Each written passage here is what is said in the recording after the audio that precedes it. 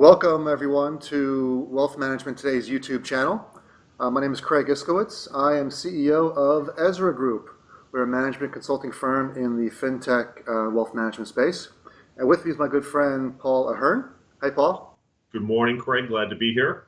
Good morning. Thanks for being here. Paul is managing principal at Winslow Capital Group, a registered investment advisor and institutional consultant. And today we are talking about some things that Paul and I have been working on, working for banks and bank trusts and helping them with a lot of their internal processes, being more efficient and improving how they operate. And one of the things we've been talking about, Paul, is UMA, Unified Managed Accounts, and problems that banks and bank trusts have in implementing them and making them successful.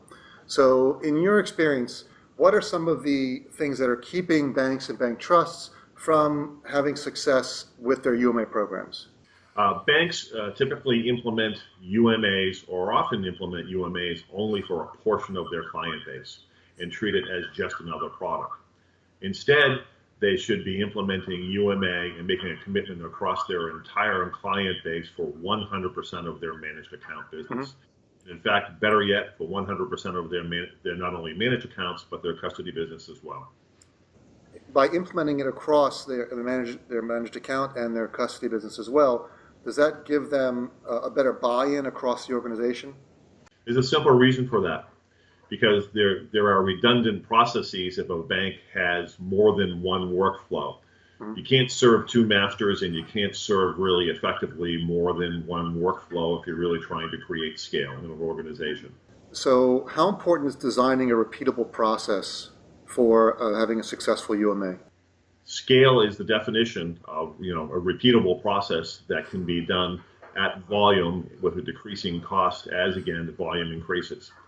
The reason that banks have identified UMA solution set is that it addresses the core problem within banks, is that they are reliant on too many manual processes and unintegrated technologies. So that's something we've seen a lot of in our work. Banks with non-scalable processes and technologies that aren't integrated. So what are some of the things, what are some of the best practices you'd recommend to a bank to try to create repeatable processes and to try to integrate their systems a little better? Sure. Well, they have to identify, again, that they are willing to go onto one workflow around their investment management manufacturing process.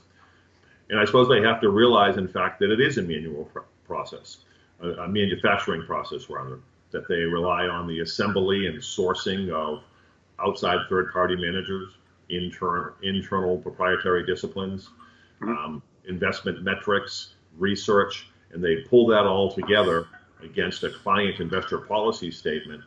But clients have to realize that sourcing all of those components of the manual manufacturing process have to be streamlined and, to the greatest extent possible, also automated.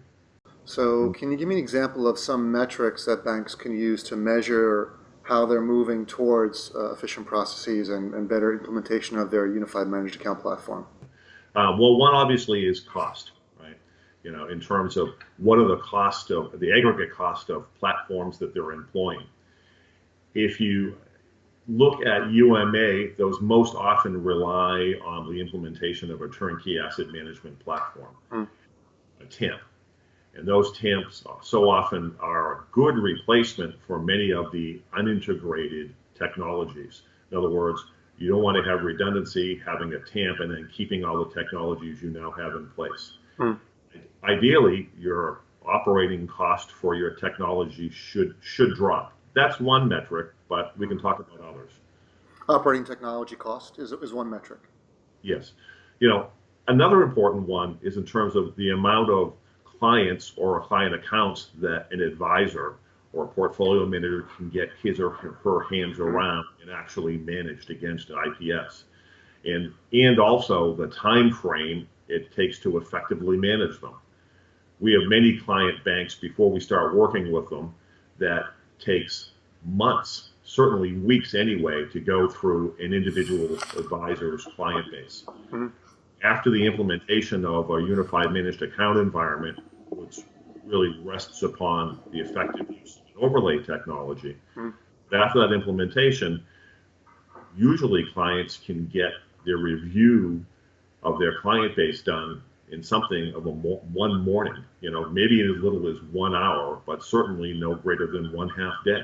So, Paul, some of the numbers we've seen talking about metrics, in our experience, most banks that try to implement UMAs without having the repeatable process and the internal sales work usually average about 15%. Right. Would you agree?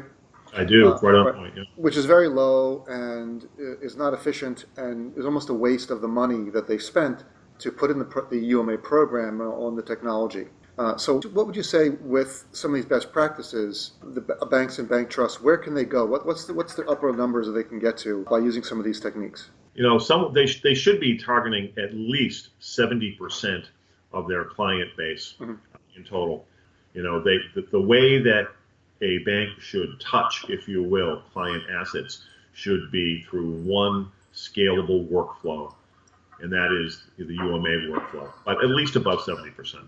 Having above 70% would greatly improve their efficiency, lower their costs, improve the satisfaction of both their internal portfolio managers and trust officers as well as their clients. Would you agree? I would, in effect, and then to add to your point, it would justify the cost outlay and the amount of effort that the UMA implementation took in the first place.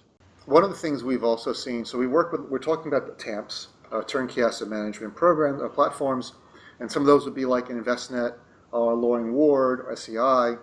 Sure. But what about the banks and bank trusts that want to do it themselves? So they don't want to outsource the trading and rebalancing and a lot of that work to a TAMP, but they still want the technology automation. What options do they have? Sure.